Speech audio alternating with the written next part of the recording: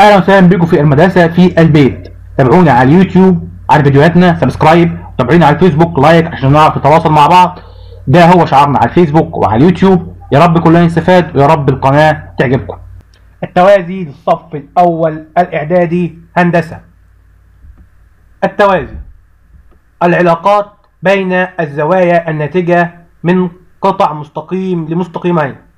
إذا قطع مستقيمين ينتج ثمانية زوايا مختلفة، يمكن تصنيفها إلى عدة أزواج من الزوايا، وهي زوايا متبادلة متناظرة وداخلة وفي جهة واحدة من القاطع. إذا رسم المستقيم لام والمستقيم ميم، وقطع المستقيم نون المستقيم لام والمستقيم نون، ينتج ذلك عدة من الزوايا. أولا الزوايا أزواج الزوايا متبادلة، اللي هي الثلاثة والخمسة والأربعة والستة، دي الزوايا المتبادلة. والزوايا المتناظرة اللي هي عبارة عن الواحد والخمسة والاثنين والستة والثلاثة والسبعة والأربعة والثمانية. وأزواج داخلة أو داخلية وفي جهة واحدة من القاطع، اللي هي عبارة عن أربعة وخمسة وثلاثة وستة.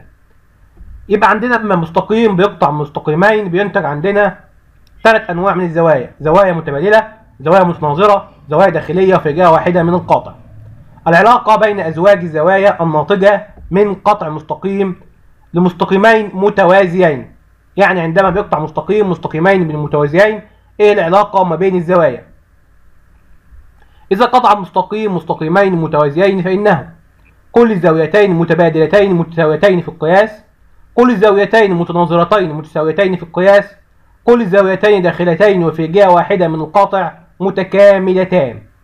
يعني في الشكل المقابل المستقيم لام يوازي المستقيم ميم، والمستقيم نون قاطع لهما، وده بينتج عننا الزاوية 3 تساوي الزاوية 5 لأنهما متبادلتان، والزاوية 4 تساوي الزاوية 6 لأنهما متبادلتان، والزاوية 2 تساوي الزاوية 6 لأنهما متناظرتان، والزاوية 1 تساوي الزاوية 5 لأنهما متناظرتان، والزاوية 3 تساوي الزاوية 7 لأنهما متناظرتان، والزاوية 4 تساوي الزاوية 8 لأنهما متناظرتان، والزاوية 4 زائد الزاوية 5 بتساوي 180 درجة لأنهما داخلتان وفي جهة واحدة من القاطع، والزاوية 3 تساوي الزاوية 6 لأنهما داخلتان وفي جهة واحدة من القاطع.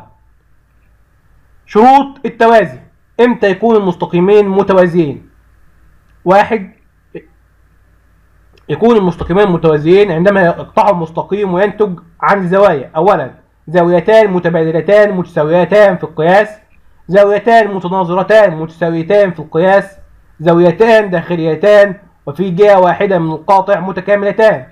يعني لو المستقيم ده هو مثلا نون وعندنا مستقيم لام وعندنا مستقيم ميم، عايزين نثبت ان المستقيم لام يوازي المستقيم نون، يبقى لو اثبتنا ان الزاوية 4 زائد الزاوية 5 بتساوي 180 درجة، او الزاوية 3 بتساوي الزاوية 5، او الزاوية 4 بتساوي الزاوية 6، او الزاوية 2 بتساوي 6، او 3 بيساوي 7، اي حاجة من اللي احنا قلناهم نهوت لو اثبتناها يبقى اثبتنا ان المستقيمين متوازيتين او متوازيين. نتائج التوازي. نتائج التوازي وهي: اول حاجة المستقيم العمودي على احد مستقيمين متوازيين يكون عموديا على الاخر. يعني في الشكل المقابل اذا كان ا ب يوازي ب د، واذا كان ج ه عمودي على ا ب فان ج ه عمودي ايضا على د ج، على المستقيم د ج. ما ينساش يكتب المستقيمات او قطعه مستقيمه فوق، ده رمز المستقيم. اذا كان مستقيمان عمودي على ثالثا في المستوى كان المستقيمان متوازيان. يعني اذا كان المستقيم ا ب عمودي عليه المستقيم ج ه، فإن ج ه عمودي على د ه، يبقى أ ب بيوازي د ج. تاني، إذا كان مستقيمين عمودي على ثالثا في المستوى كان المستقيمان متوازيان. يعني إيه؟ يعني لو ج ه عمودي على أ ب وج ه عمودي على د ج، إذا د ج بيوازي أ ب. يعني إذا كان تاني أ ب ج ه عمودي عليه ود ه ج ه عمودي عليه، إذا المستقيم د ج يوازي المستقيم أ ب. إذا وازى مستقيما ثالثا كان هذان المستقيمين متوازيين. يعني إذا وازى مثلا أ د ج واو، تمام، وج واو يوازي أ ب، إذا أ د يوازي أ ج. هنا لو المستقيم أ ب بيوازي ج د مستقيم، ولكن وكان أ ب بيوازي ه واو، إذا ه واو يوازي د ج. يعني لو مستقيم بيوازي مستقيم ومستقيم آخر بيوازي مستقيم تاني مختلف، المستقيمين المختلفين بيوازي كل منهما الآخر. آخر نتيجة معانا إذا قطع مستقيم عدة مستقيمات متوازية وكانت أجزاء القاطع المحصورة بين هذه المستقيمات المتوازية متساوية في الطول، فإن الأجزاء المحصورة بينهما لأي قاطع آخر تكون متساوية. يعني إذا كان المستقيم س أ يوازي ص ب يوازي المستقيم ع ج يوازي المستقيم ل د،